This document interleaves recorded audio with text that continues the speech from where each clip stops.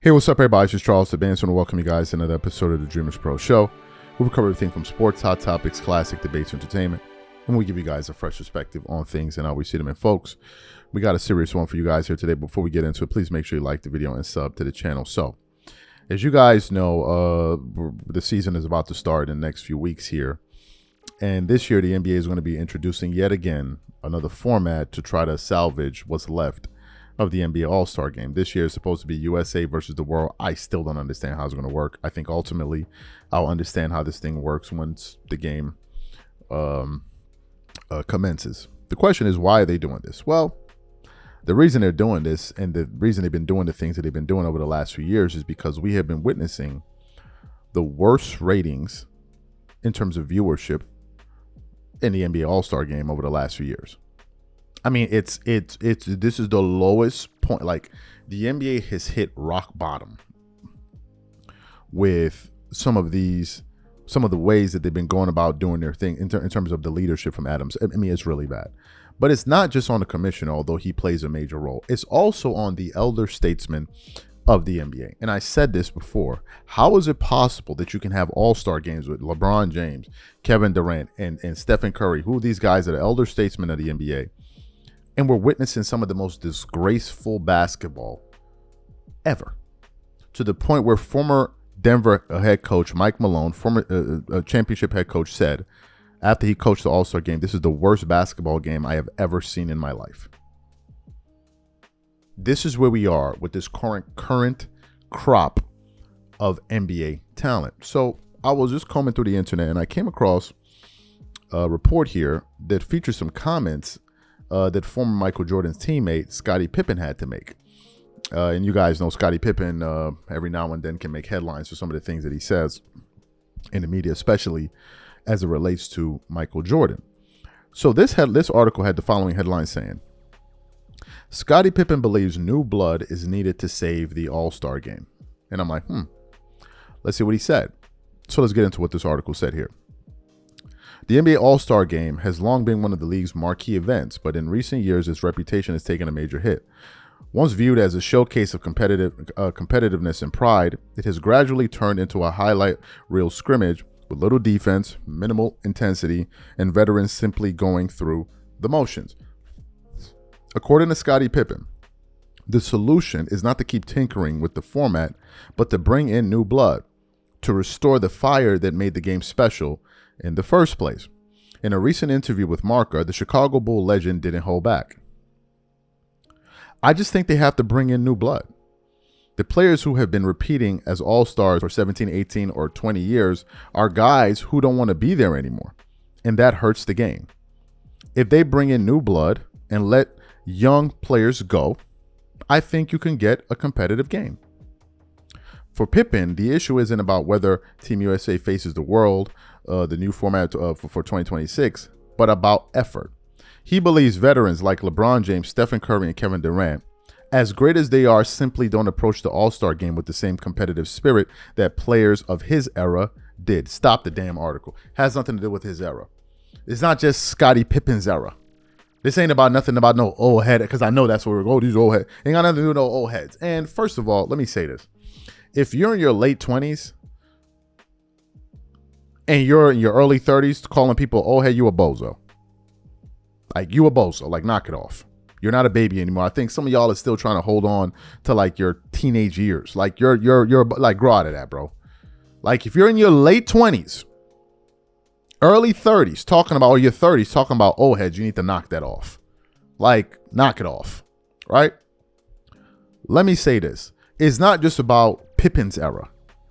It's even about the era after Pippen. The players like the players from Allen Iverson's era, Kobe, Shaq, these guys, like, those guys left a foundation for the NBA that the new crop of guys came in and absolutely disintegrated. And I hold it at the feet of LeBron, Curry, and KD. Yes, it's not just about putting up great numbers. It's not just about going out there and performing for your team. It's also about setting a standard for generations after you to try to reach.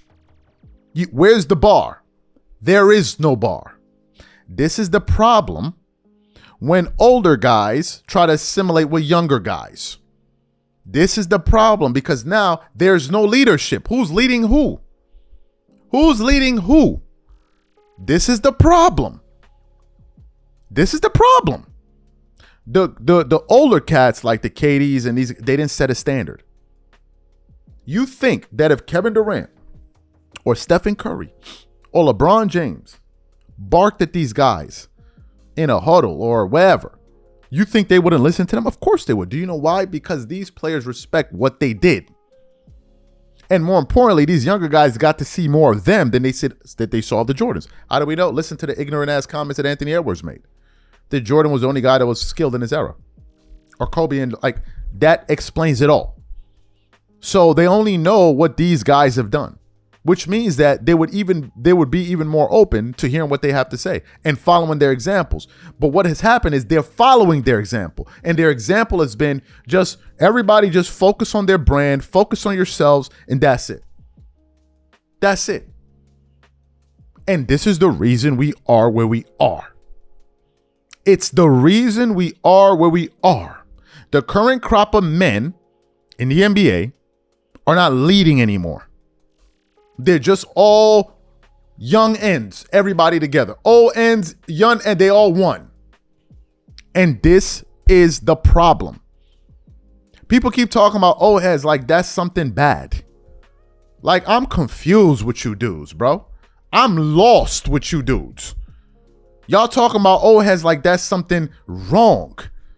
You got it twisted. In reality, nobody checking for the young. Like, let's keep it. I don't know who be informing you dudes. And y'all listening to old heads deceive you that want to still be young ends. What are we talking about here?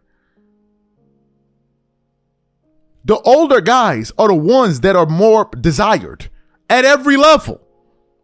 Even by women. You think women are running after 20 years, 20-year-olds, 25-year-olds, 30-year-olds? No. They're going after men. When do men hit their peak? When do men hit their final? Like, where y'all be lit? Like, who be teaching y'all the game? Who be teaching y'all the game? I'm lost. I'm looking up to dudes in their 50s and their 60s just balling out of control. Tony Alumelu, Otedola, Magic Johnson, Jordan. I'm not looking up to no young, like who told you guys this? Oh man, and this is the problem. Because now when being a mature man turns into an old head, then you can no longer have guidance. This is the problem. This is why all of these suck ass be misleading y'all. This is the reason why most of y'all the way y'all are. They're making it, they're trying to stigmatize older men who have more experience, who have more world knowledge, who have more money than you, who've gone farther than you, traveled more than you, that can teach you. They've now made it seem like everything that comes out of their mouth is hating. So who's leading who? Who's your mentor? Who are you looking up to? Who? This is the problem. And these older guys are dum-dums. Because they don't stand for nothing. They're not leading nobody. I'm saying it. You dudes is clowns. Straight up and down. Y'all are clowns. If you in your 30s, mid-30s, going to your 40s, talking about old head, you're a bozo. Because you have not embraced being a mature man yet. You're holding on to still being a young boy. What's the shame in being a grown-ass man? What's the shame in it? You should take pride in it. What are we talking about? I take more pride being 38 than I do when I was 26. I take pride in paying school fees, paying for bills, taking my family on vacation. I take pride in that. I don't look at it as, I'm a man. I take it. I embrace it. And you got all of these lame around talking about, oh, these old heads, these old heads, these old heads. Like as if y'all saying something. These dudes don't even have mentors. They don't even have respect. You can tell they talk about adults. I'm sorry, but like enough of this clown stuff. Are you joking? You think I'm looking up to dudes in their 30s and their 20s? Are you even serious? Why would I look up to somebody in their 20s and 30s when I'm already in my 30s and I'm past my 20s?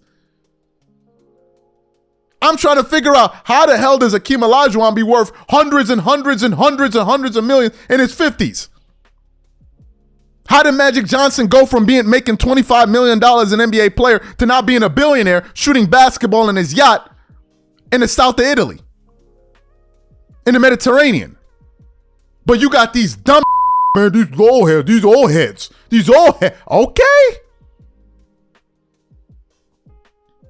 Ask yourself when you finish the show, do I have a mentor? Am I looking for a mentor? Who do I look up to? This means you can't have nobody lead you. You can't have nobody advise you. This is stupidity. It's a stupid mindset. Stupid.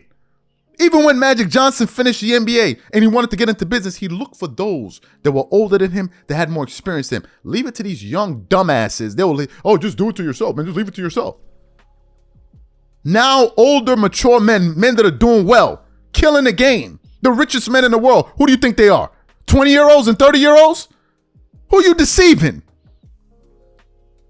They got you thinking that those guys, oh, they're old, so what they say doesn't matter.